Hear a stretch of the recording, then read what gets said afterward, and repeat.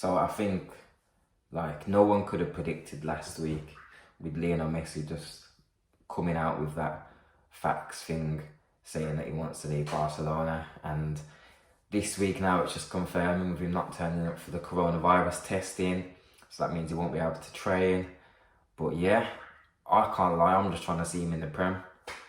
That's all that's on my mind, whether that's with City, Liverpool, Man United, Chelsea, I don't care, just get him here. Like, oh yeah, I'm trying to see him Super Sunday, tear it up. Let's see what he can do, what he can bring to this league. I mean, yeah, I was thinking, it was about a week or two ago when the initial rumours were coming out, I was thinking, if I was one of the big clubs, stop spending now, stop spending and save all the money just in case this Messi thing does come out. But yeah, it looks like Chelsea have spent most of their money, you'd think anyway. And then yeah, I haven't really heard Man United being linked with him. I'm not sure if that's just, well, they can definitely afford it. Wow, yeah, they're one of the few clubs that could. But I think the City thing, it just links, whereas obviously Man United are in a bit of a, what do you call it, transition period, you could say. And whereas Man City, they're up the top now, aren't they? And they've got Pep as well, so that would sort of bring a good link for Messi and Pep to come back. Can't rule out PSG also. They've been rumoured to be in for him. I know they've got Mbappe, Neymar, so maybe, I don't know, maybe one of them would have to leave for them to be able to financially afford it.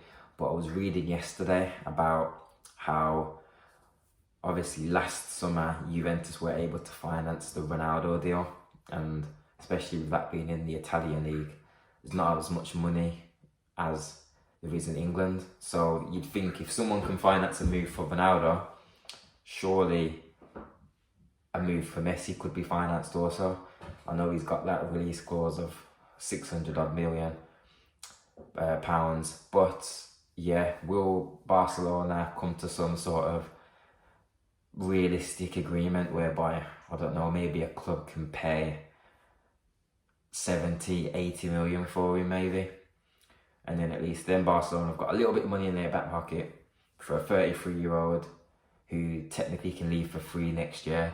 So that's one thing Barcelona have got to remember. And plus it seems like it just shows, even if they do try and keep Messi against his will, like he's shown that he's willing to break rules or like effectively do what he wants. So even if they do keep Messi around, what kind of influence is he going to have at the club? Well, yeah, what kind of positive influence? Because if his heart's not in it and his attitude's not right, it's not going to sit right with the squad, the younger players, and yeah, especially with them paying him as much money as they are, it doesn't make sense, does it really? But I think we can't rule out the fact that this, I don't want to say it's a ploy, but you never know, like he may and can change his mind. We've seen this happen before with Messi. He's retired from Argentina twice before after poor competitions. So he's a guy that's, like, I can imagine he's quite an emotional character in the sense of like,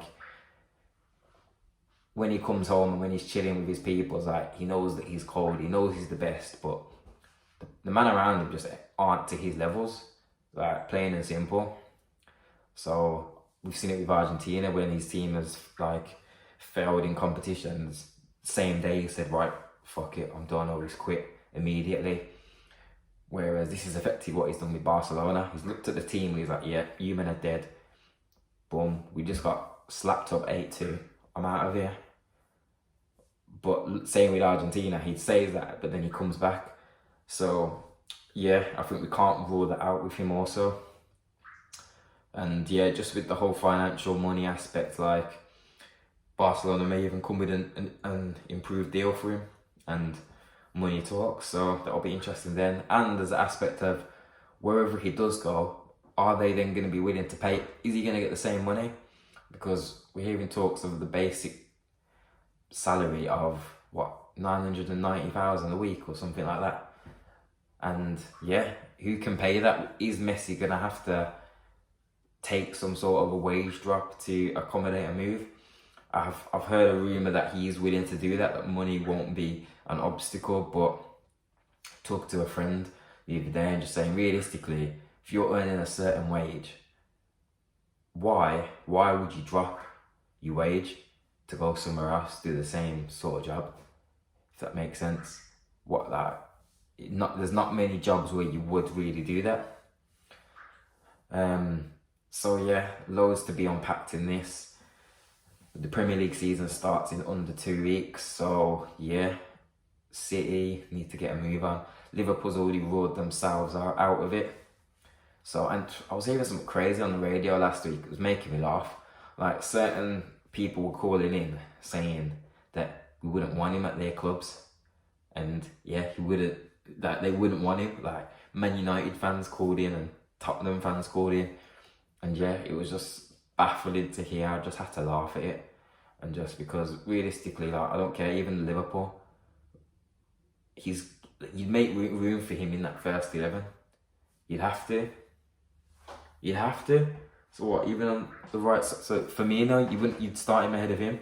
Salah, you put him on the right. Like, you'd make a way to get him in. I don't care. Liverpool, City, he gets in everyone's team. Like, everyone's just saying because he's 33, but we're not deep in the numbers that this guy has just put up even this season just now.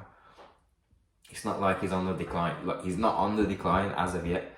Yes, he's running at, like, everyone has their timeline and their body clock, whatever. But Messi there's no signs that he's hit that.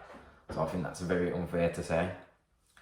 But yeah, that's just been very intriguing, and it's going to be interesting to see what now comes forward.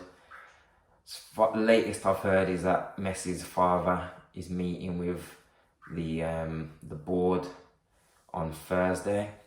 So sort of with the aim of ironing out some of the differences and coming to some conclusion.